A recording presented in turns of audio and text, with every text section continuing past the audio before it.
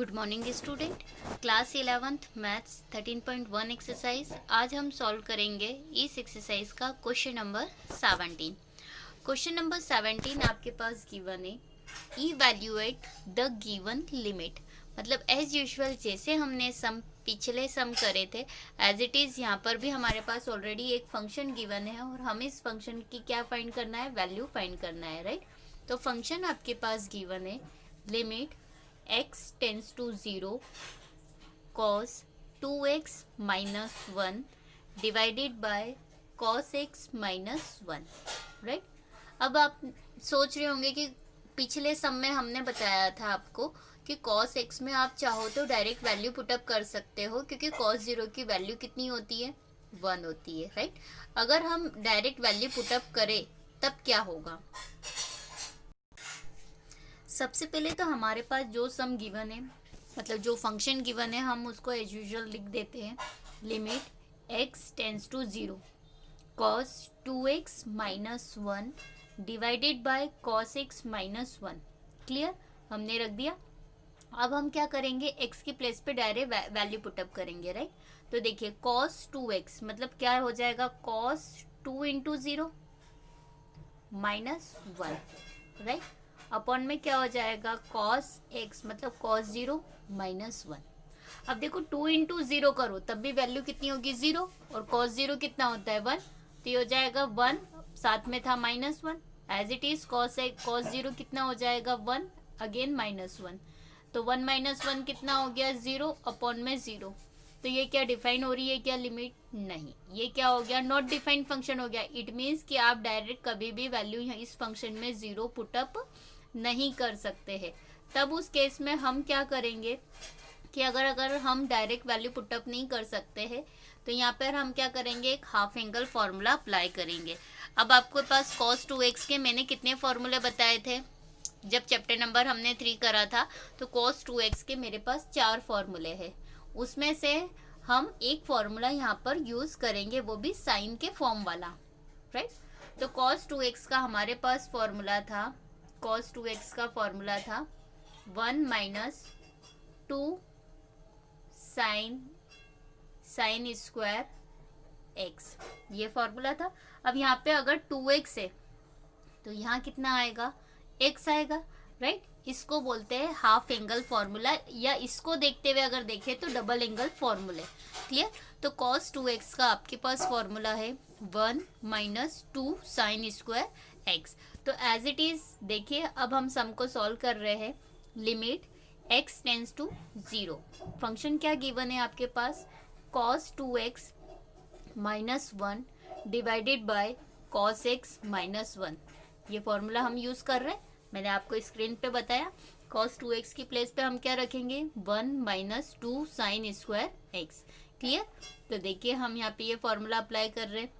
तो हमारे पास जो फंक्शन में लिमिट गिवन है एज इट इज हमने लिमिट लिखी, ये वाली लिमिट एज इट इज लिखी, limit x tends to 0, right.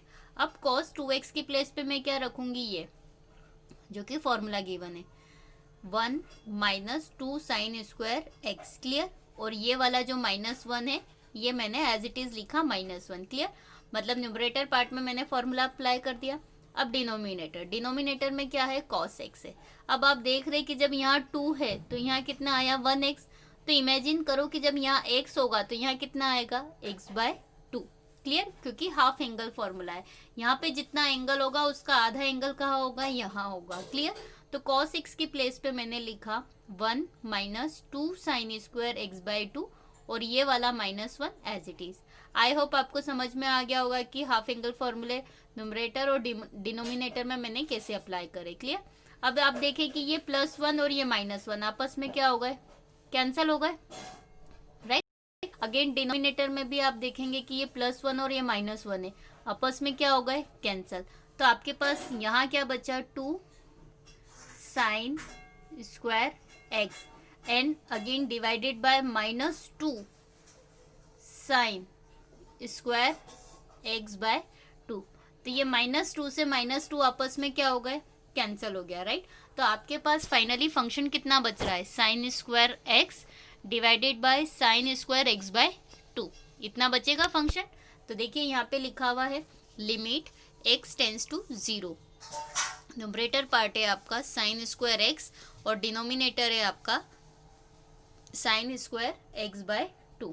Clear? I hope आपको समझ में आ गया होगा। अब मैंने आपको बताया था कि जब भी साइन हो तो हमेशा दोनों चीजें सेम बनानी है। क्या सेम बनानी है? साइन एक्स अपॉन में क्या बनानी है? एक्स। तो इसकी डायरेक्ट वैल्यू कितनी हो जाएगी? 1 एज इट इज। तो अब ऐसा नहीं, ये साइन स्क्वायर और ये साइन स्क्वायर अलग अलग है। क्यों अलग है? क्योंकि यहाँ पर इसका एंगल कितना है? एक्स है, और डिनोमिनेटर में एंगल कितना है? एक्स बाई 2, इसलिए ये आपस में कैंसल आउट नहीं होंगे। तो ऊपर देखिए ये क्या है हमारे पास? Sine x. आप चाहो तो इसको ऐसे 2 बार लिख सकते हैं। अभी मैं न्यूमरेटर पार्ट का बता रही हूँ आपको, राइट? 2 बार लिख दिया। अब मेरे को 2 बार के लिए मैं क्या करूंगी? एक्स से इंटू एक्स से डिवाइड। क्लियर? इसके लिए भी एक्स से इंटू और एक्स से क्या करूंगी? डिवाइड। तो आप देखिए ये वाली वैल्यू कितनी हो गई? 1 हो गई। तो उन्होंने क्या करा है कि डायरेक्ट एक्स स्क्वायर से डिवाइड कर दिया और एक्स स्क्वायर से मल्टीप्लाई कर दिया। आप चाहो तो इस तरीके का सेपरेट लिख कर भी इंटू और डिवाइड इजी वे में कर सकते हो। उन्होंने क्या करा? डायरेक्ट एक्स स्क्वायर से इंटू एक्स स्क्वायर से डिवाइड करा। अब ये एक्स स्क्वायर कहाँ से आया? आपको लग रहा होगा यहाँ तो एक्स है, लेकिन यहाँ पे साइन कितनी बार है? 2 बार है, इसलिए 2 बार मुझे एक्स से मल्टीप्लाई करना और 2 बार इंटू करा और 2 बार क्या करा? डिवाइड, ताकि ये दोनों वैल्यू कितनी हो जाए? 1। फाइनली आपको आई होप समझ में आ गया होगा कि एक्स स्क्वायर कहाँ से आया। अब डिनोमिनेटर में क्या है? साइन स्क्वायर, अगेन कितना है? साइन 2 टाइम्स है, लेकिन एंगल कितना है? एक्स बाई 2, मतलब यहाँ पे कितना है? बाई 2। तो एज इट इज यहाँ पे भी मैं बाई 2 से इंटू बाई 2 से डिवाइड, बाई 2 से इंटू बाई 2 से डिवाइड। क्लियर? तो ये वैल्यू भी कितनी हो गई? 1। तो फाइनली आप देखेंगे कि ये x by 2 it means x square by 4 से उन्होंने डायरेक्ट मल्टीप्लाई करा और एक्स स्क्वायर बाय 4 से क्या कर दिया? इंटू और डिवाइड कर दिया। क्लियर?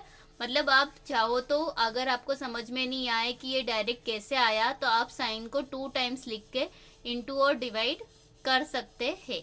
तो साइन वाली वैल्यू कितनी हो गई आपके पास? ये वाली वैल्यू कितनी हो गई? 1। अगेन ये वाली वैल्यू कितनी हो गई? 1।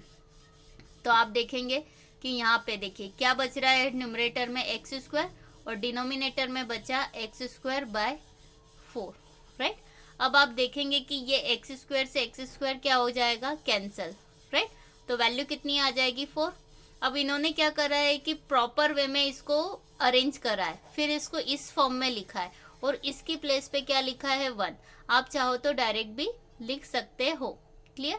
मतलब आप इसको, मैंने क्या करा? ये वाले पार्ट को कैलकुलेट करके क्या करा? यहाँ पे 4 लिख दिया, और ये वाला पार्ट मैंने क्या करा? यहाँ पे एज इट इज लिखा है। अब ये sign square x x square, तो इसको क्या करा? यहाँ से स्क्वायर हटा दो, साइन एक्स अपॉन में एक्स का होल स्क्वायर करा।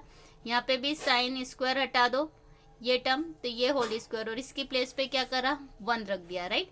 क्योंकि ये 1 होता है। तो देखिए 4 इंटू में 1 का स्क्वायर अपॉन में 1 का स्क्वायर, इट मीन्स कि इसका आंसर कितना आ गया आपके पास? 4। मतलब इस सम का, मतलब इस लिमिट वाले फंक्शन का हमारे पास आंसर कितना है? 4 है। Thank you.